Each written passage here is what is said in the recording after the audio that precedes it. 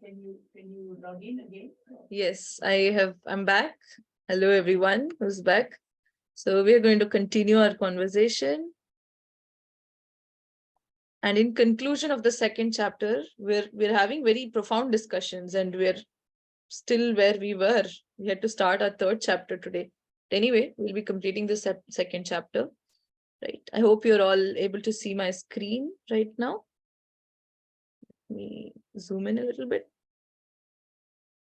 All right. Are you all able to see my screen? Can you confirm on the chat box or give me a thumbs up, please? Okay. I do see responses in the chat box. Thank you. Thank you, Sash, Nikki, and Shivani. Right. So what do we learn? What do we learn from this? Knowing that we are the soul, how does this help? First thing, we are not scared of death, because death is basically a transition, and it's unavoidable. It's a law of nature. So nobody can evade death. And so what do? We should remain fixed in our prescribed duties, which purify and allow us to realize the fact that we are the self. It is different to just know factually that we are the soul and get to the realization that we are the soul. So until we get to this realization, in this body that we have got, whatever our duties are, our responsibilities are, we remain fixed in those duties, try to, try to fulfill those duties, prescribed duties, right? Eventually, our consciousness evolves. Our consciousness is not like, see, this is like, it's difficult to understand. But if you have capabilities of a compound microscope, eventually you evolve to an electron microscope. That's how you can think of it if you are a biologist, okay? So you have to give yourself that time. So you continue to do your prescribed duties until you're completely purified to the point that you get to this realization, all right? Okay. And I had a nice question in the chat box by Prashant while we were discussing. So in the Indian scriptures, we have this concept of 84 lakh yoniya, meaning 8.4 million species of life. We are scientifically not yet as evolved to, say that we have 8.4 million species, but in our scriptures, it is documented that there are 8.4 million species. Species meaning different types of outfits, different types of bodies, with different levels of capabilities in terms of senses, right? So we transition through these different levels and hierarchies of 8.4 million species, and the topmost of that hierarchy is this human body, all right?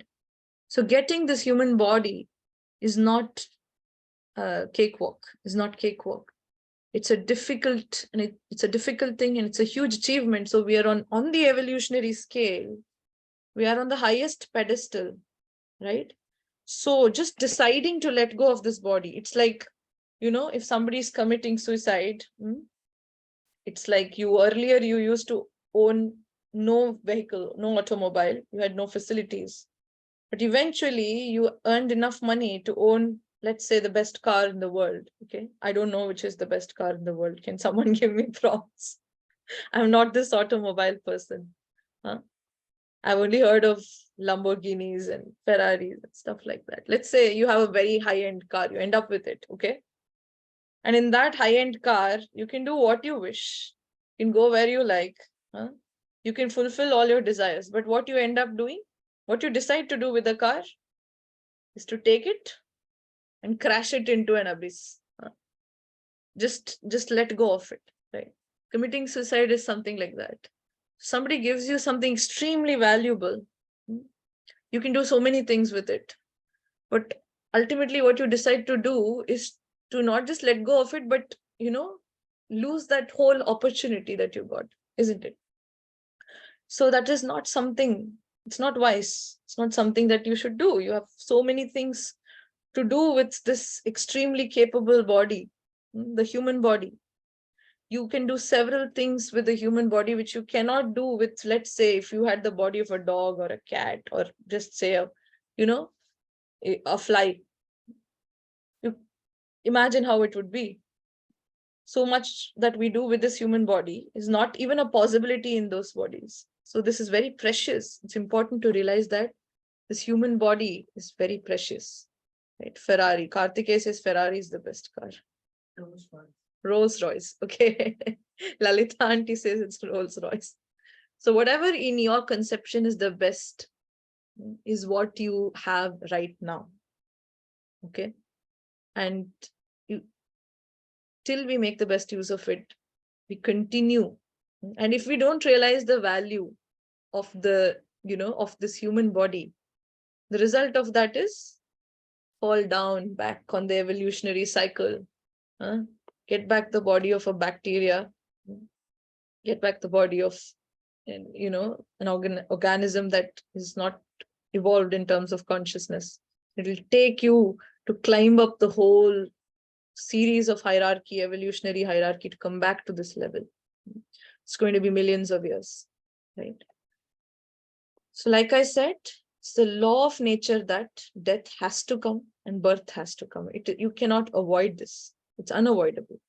But what we can do is, in this time frame between birth and death, the precious time that we get, we discharge our duties sincerely, right? Without lamenting that we're going to die later, or there are these things happening to me. Without lamentation, if we continue to do our duties, that's the success of having this human form of life, this human body, right? So there are two dharmas. Here, what dharma means, throughout the Bhagavad Gita, the word dharma comes several times.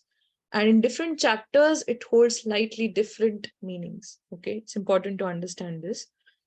So dharma here, two dharmas means duties. All right. We have two types of duties, right?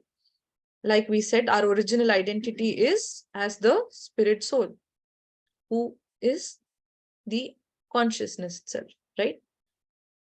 But we also have this material covering of this body. So the duty, we have two types of duties because of this. We have the duty of the soul and we have the duty of the body. Duty of the body is termed as Swadharma. And verses 31 to 38 in the second chapter discuss Swadharma. And Nitya Dharma is, Nitya means something that is always something that continues. Okay. So Nitya Dharma is the duty of the soul. And this is discussed from 39th to 53rd shloka of the Bhagavad Gita, right? Duty, what are the duties towards the body? I'm going to wrap this up a little quickly because we have limited time. We have 15 minutes. So I'm just going to go through and tell you the answers, right? We will have a Q&A session. So if you do have doubts, I will discuss that there. So we have duties towards the body. What are the duties towards the body? We keep the body clean. We take care of the body basically. It's not that we are going to die anyway. The body is going to rot anyway. So because of that, do you start neglecting yourself? No, it's not that. So you take care of your body, you take care of the people around you. You take care of your family, friends, right? So those are the duties towards your body. Because when you have this human body, you have responsibilities towards other people and the community as well. So when you fulfill that, that is your Swadharma. But what is the duty towards the soul? The soul has taken this body, has accepted this body for a reason, isn't it? So for us to realize that reason is the duty towards the soul. So in our scriptures, what is suggested for us to, make our senses evolve, to purify ourselves and, to understand what is the duty of the soul actually. What is suggested to realize this is to read scriptures like the Bhagavad Gita, like the Upanishads, the Vedas. When we read, we get some understanding through the experience of other people who have undergone this before. through the experiences of great researchers, great sages who used to be there, we get to understand this eventually. There are simpler ways through which realizations can be achieved, okay? And that is through sound vibrations in our Indian scriptures, right? So we have these mantras or specific sound vibrations that are suggested to be repeated over and over again. And those, upon their repetition, it has an effect on our mind, body, and soul, right? And eventually we are purified to realize our true identity that way. So chanting the names of the Lord, chanting these mantras is another faster way to come to the realization of the duty of your soul, right? So what happens when this, once you're purified, you understand the duty of the soul. What happens? It's like your choices change. You start developing a higher taste. We call this higher taste. And this is explained in the last part of the second chapter, Ananda, or a higher taste. Look, like I said before, you had a bicycle, but later on, you end up having a BMW car. Now, will you have any interest? Now you have a BMW car and you're very happy with it. All right. Sarah, there could be contrary answers to this, but thinking straightforward, if you have a BMW car, you would prefer that over the bicycle naturally, isn't it?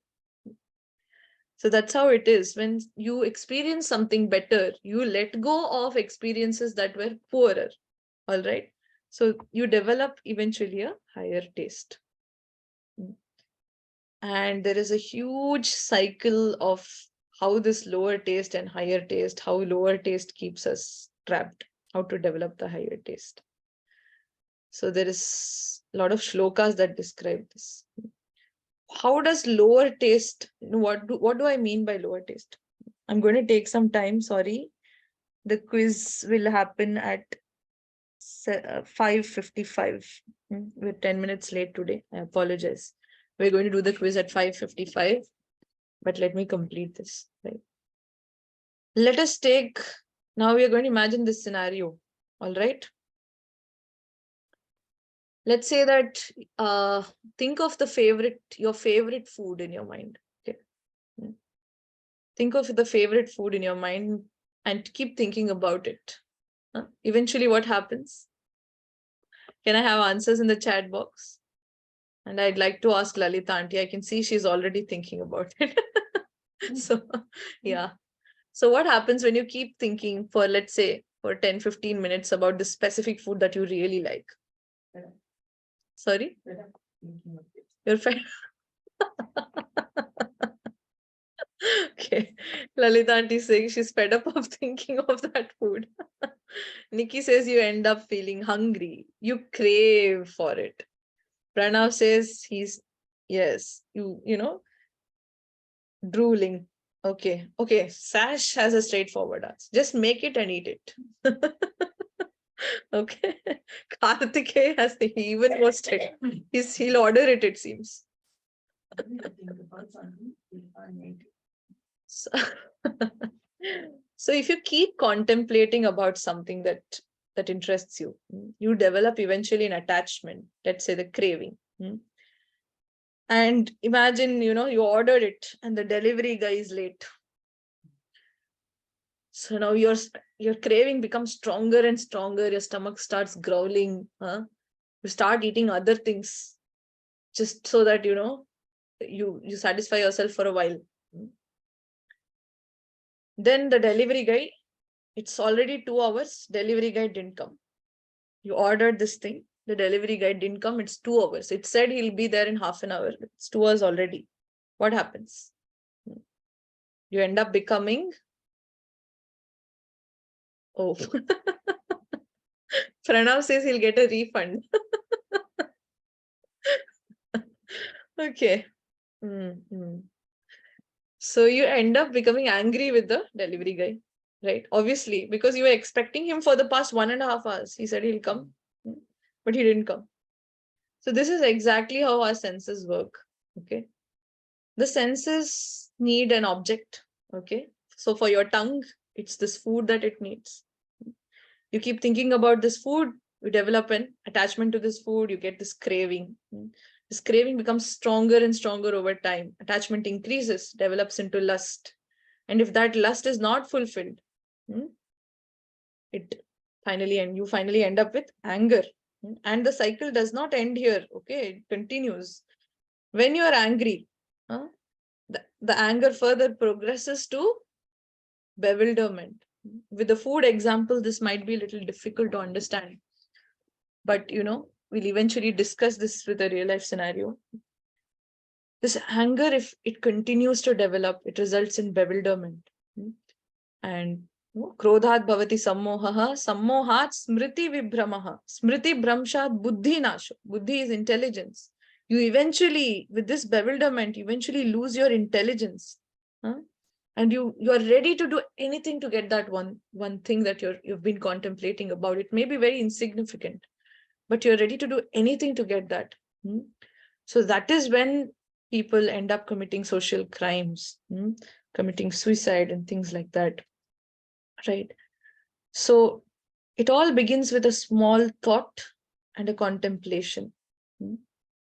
So there are different levels at which we can break this flow, from contemplation to attachment, attachment to lust, lust to anger, anger to bewilderment, loss of intelligence. Once it's anger, it progresses very quickly. You won't even know that it's going to that level, right? So that's how it is. So we will discuss about this in the further classes. All right. So what is the way out? What's the solution? It's not possible that we stop contemplating on things. That's not a possibility, right? But in the Shastras, always this example of a tortoise is given. A tortoise has a shell. It's a protective shell. He comes out whenever the conditions are suitable and whenever there is harsh conditions going on surrounding him. He's going to pull all of his limbs inside and stay protected, right? So that's how the senses and sense objects are. We have to learn to restrain our senses, like the tortoise draws its limbs within the shell. So how to restrain these senses? Senses cannot be restrained. These are like small children. So children will never be quiet if you leave them in a room. You have to keep them engaged in something. So what you do instead is, instead of engaging in things that are bothering you, you engage in something that empowers you. Engage, listen to, see something that empowers you. Hear things that empower you instead of things that pull you down, right? We will discuss this further. So this is how we develop the higher taste, and eventually we don't have to make a separate effort to control the senses. We just direct those senses towards things that really matter instead of things that don't matter, right? Okay, so that is the end of the second chapter of the Bhagavad Gita. And the acronym for this chapter is Gita itself. It's one of the biggest chapters, and the entire summary of the Gita is here in this chapter and the 18th chapter of the Bhagavad Gita. It's very heavy in terms of concepts. I've tried to make it as simple as I could. There are several other things that can be discussed here. I'm open to discussion. I'm going to keep the WhatsApp group open to you all can message there and we can keep the discussion going, right? Okay. So now it's the time for your quiz. Okay. Is everyone ready? I want everyone to be on the chat box, please. And I'm going to give you a minute to get to the chat box. All right. Please keep your eye on the chat box. Keep the chat box open. So once I tell the question to you, the person who answers the first I would be saving the chat. And you will get to know tonight at 10:30 p.m. who's the winner for today's quiz session. So it's going to be from the second chapter, all the questions today. All right. Okay.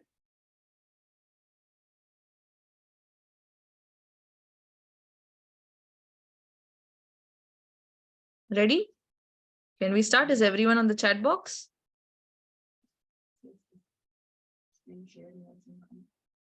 Okay, I'm going to stop the screen sharing because people are having difficulties when I'm sharing screen. So I hope.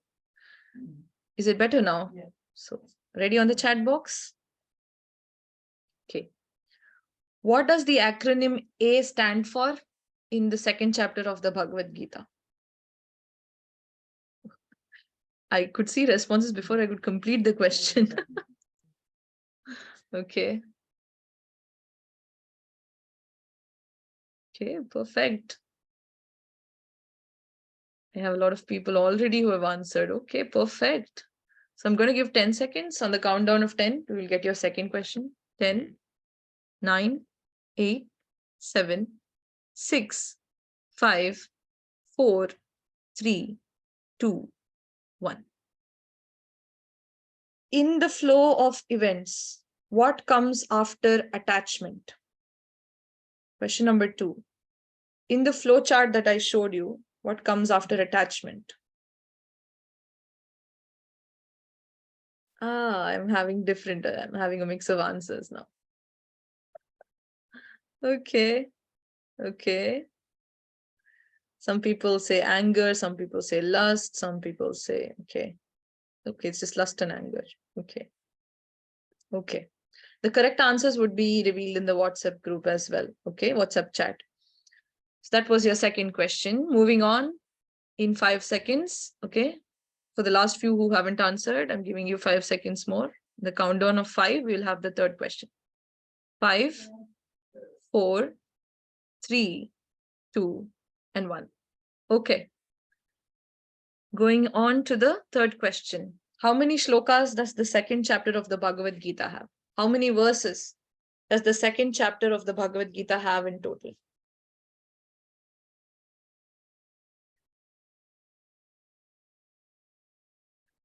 Oh my God.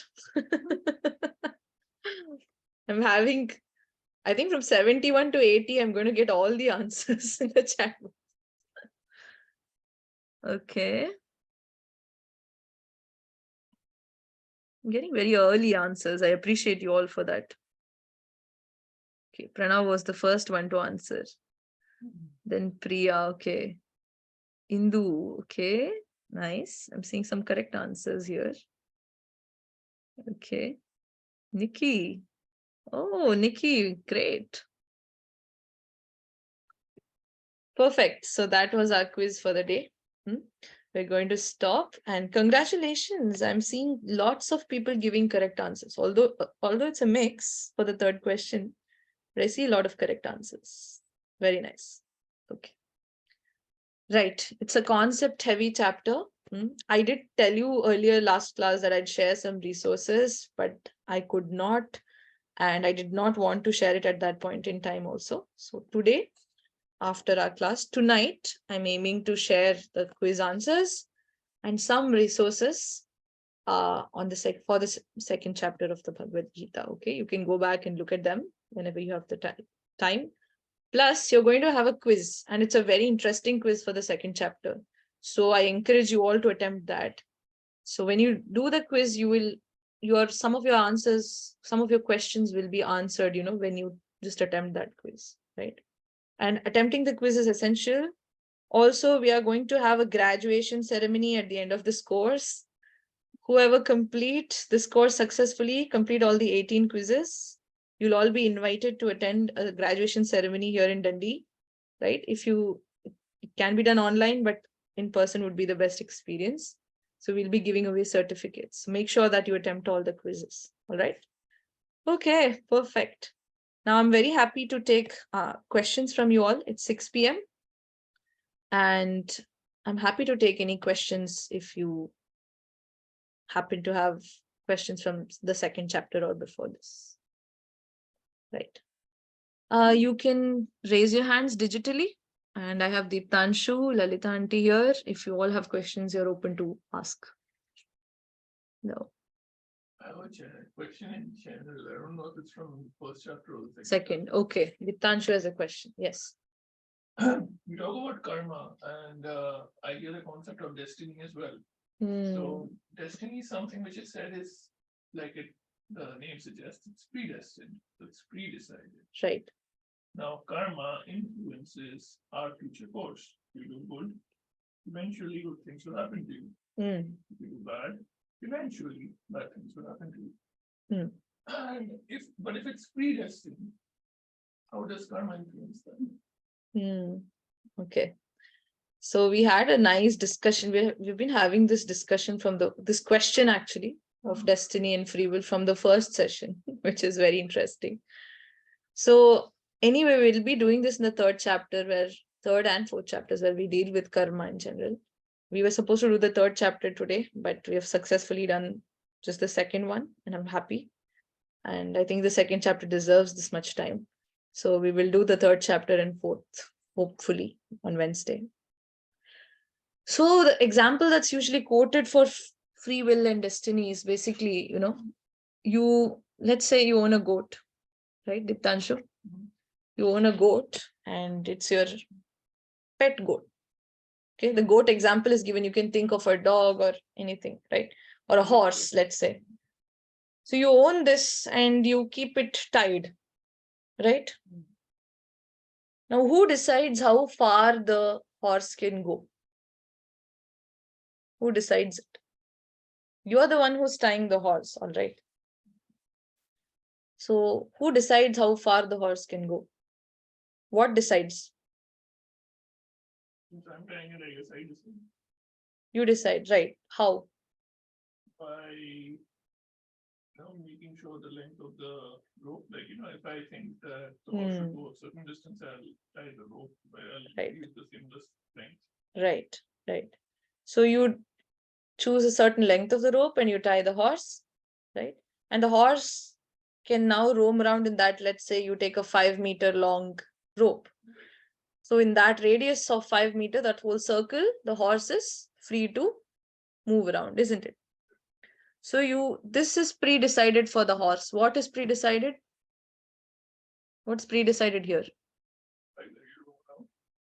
The fact that he can only roam around in the 5-meter radius, isn't it? But now within this 5-meter radius, there are different areas, different types of grass that grow. Okay. Now, which grass the horse chooses to eat? Do you decide this or does the horse decide this? The horse.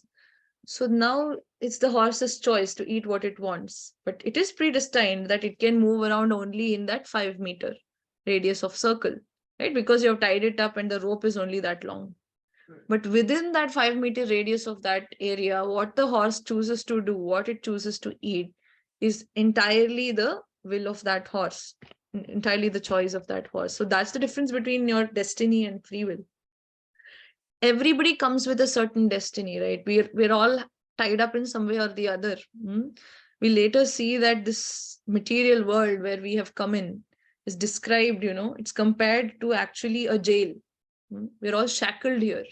We're all shackled by an agent called Maya, illusory energy, that keeps us limited in many ways. But still, we have that little bit of, choice that we can make at every step. And that is called free will. And God has given that free will to us for some reason. And we'll see what that reason is. Okay. In the session for chapter 3 and 4, we will see this. Okay. Right. No worries. I hope that answered your question to some extent. I know not fully, but no, it does show a lot of light. Okay, perfect. Thank you. No worries. People who have joined today, no worries if you have missed the first 2 sessions. I've been trying from my end to share the recordings. The files are too big for me to share. So I'm trying to work on it. Eventually, you will get the recordings. I actually only received the email on Thursday. And it was said that it starts on Monday 17th. Next Monday the 17th. And I got confused. If it's next Monday, it can't be 17th. So okay. Okay.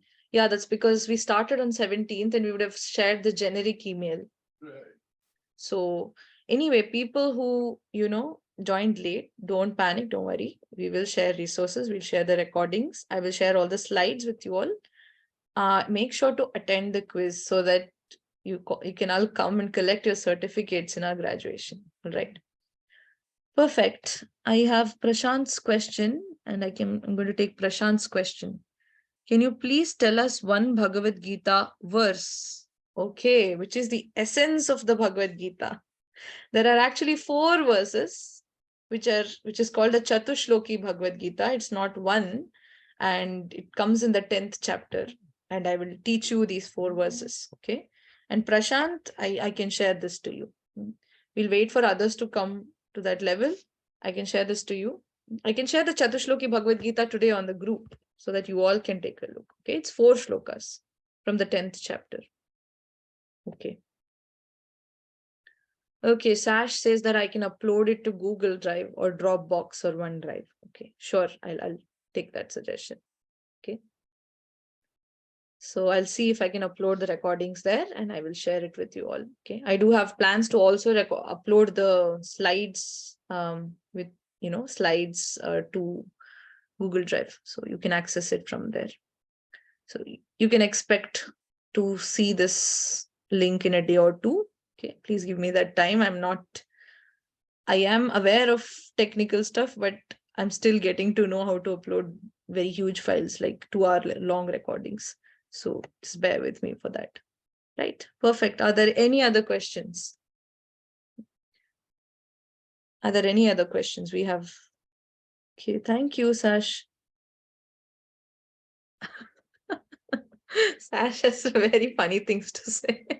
She says her mind is refreshed because she's loaded with so much of garbage in the head. Okay. Right. If there are no other questions, curious questions.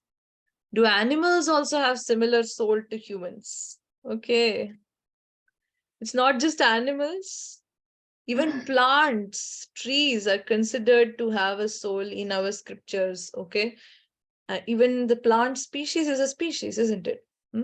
So even a tree, although it does not have the ability to move, it does not have a consciousness, a nervous system as evolved and developed as we have in the human body, it still has a soul because it can still feel. If you read through, there was an Indian scientist called Jagadish Chandra Bose who found out that plants can feel pain, and he also invented a device that can measure the amount of pain that plants feel. So they're all considered to be living entities. And the plant species, there are several million plant species among those 8.4 million species that I mentioned to you. So you can imagine what kind of limitations would exist if you were having the outfit of a plant. If you were a tree, lose the ability to move altogether, right? Prashant is asking, even amoeba, do they have a soul? Amoeba is known to eat, is known to excrete, is known to reproduce. So it does have consciousness, right? So it should have a soul. Right. You mentioned it, right? The cycle. Sorry? The levels, you're at the highermost level. In the hierarchy of the evolution of species, the human body is at the topmost level. Right? So I think that answers the fact that everything has a soul, right? Everything has a soul. Anything that can undergo processes like the basic life processes. Whoever has studied biology here, digestion, excretion, respiration, reproduction. So any living entity that undergoes these has to have a soul, right? Thank you, Indu. I don't see other questions in the chat box. So we're going to wrap the session here. And next class, we're going to look at karma, which is the concept. Free will and destiny also comes in this chapter. So we will discuss this in further more detail, right?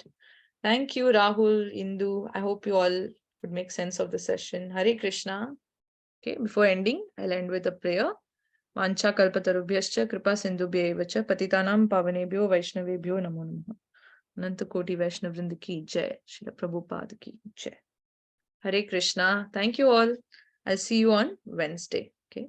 And I just want to let you know that there is a possibility for slight change of timings on Wednesday. Okay. So I will keep you all updated about that. Okay. It's possible that the class might be shifted to 4 to 5 p.m. On Wednesday because there is a little bit of an issue. So if you guys find it difficult to attend at that timing, let me know on the group. Okay, the class on Wednesday might be from 4 to 5 p.m. So if there is a lot of people finding it difficult to attend at that timing, I might reschedule it. Okay, so just let me know on the WhatsApp group. All right, see you all on Wednesday. Hare Krishna. Thank you.